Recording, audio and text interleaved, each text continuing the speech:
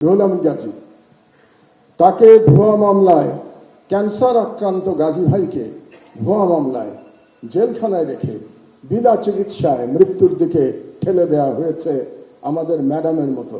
ম্যাডামকে যেমন বিনা চিকিৎসায় ভুয়া মামলায় মৃত্যুর দিকে ঠেলে দেওয়া হয়েছিল। দুর্ভাগ্যের বিষয় হলো আজকে যারা মিডিয়ার স্টলওয়ার্টার এখানে বসে আছেন তারা কেউ গাজী ভাইয়ের জন্য টু শব্দ উচ্চারণ করেন নাই। এটাই বাস্তবতা। 2 নম্বরে আমি নাম বলতে চাই আসাদ ভাইয়ের।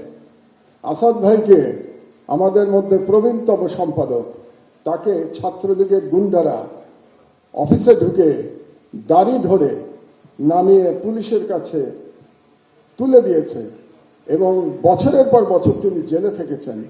তিনিও অসুস্থ, তার স্ত্রী মারা গেছেন, তিনি তার স্ত্রীর পাশে যে থাকতে পারেন নাই, কারণ জেল থেকে বেরোনোর পরেও তাকে পালিয়ে পালিয়ে থাকতে হয়েছিল।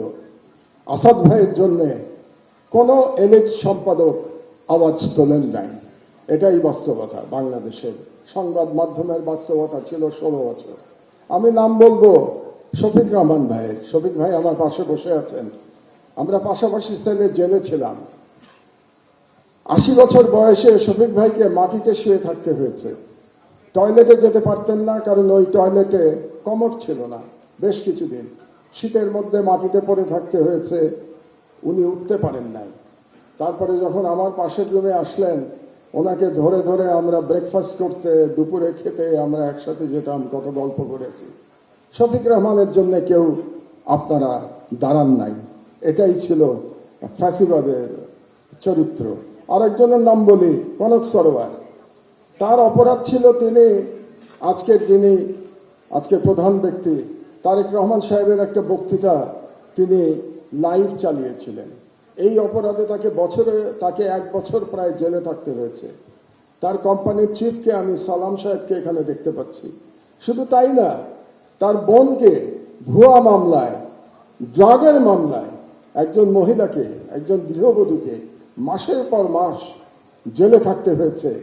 সংবাদ মাধ্যমের বিবেক জাগ্রত হয় নাই। এটাই বাংলাদেশের সংবাদ মাধ্যমের ইতিহাস। তো এই নামগুলো আমি বললাম এই জন্যে, আমি শিওর আমি না বললে আজকে বুকে হাত দিয়ে প্রত্যেকে বলতে পারবেন কেউ আপনারা এদের নাম বলতেন না আজকে। এই জন্যই আমি এই নামগুলো বললাম।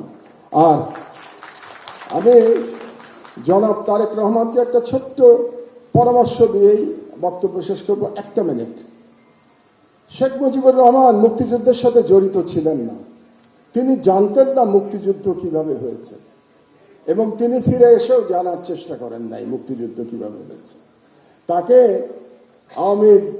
আওয়ামী লীগের লোকজন যা বলেছে এবং ভারতীয় পক্ষ যা বলেছে সেটাকেই তিনি ধরে নিয়েছিলেন। এটাই মুক্তিযুদ্ধের ইতিহাস ছিল।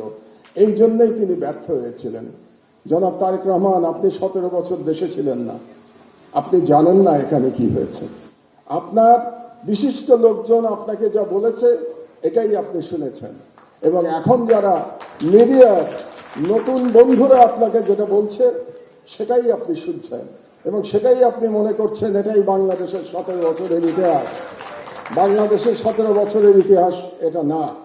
সেই ইতিহাস আমি বর্ণনা করব ভবিষ্যতে যদি আপনি এরকম কোনো অনুষ্ঠানের আয়োজন করেন এবং সেই অনুষ্ঠানে আমাকে 15 মিনিট সময় দেন, তাহলে বাংলাদেশের মিডিয়ার ইতিহাস 50 বছরের ইতিহাস আমি বর্ণনা করব।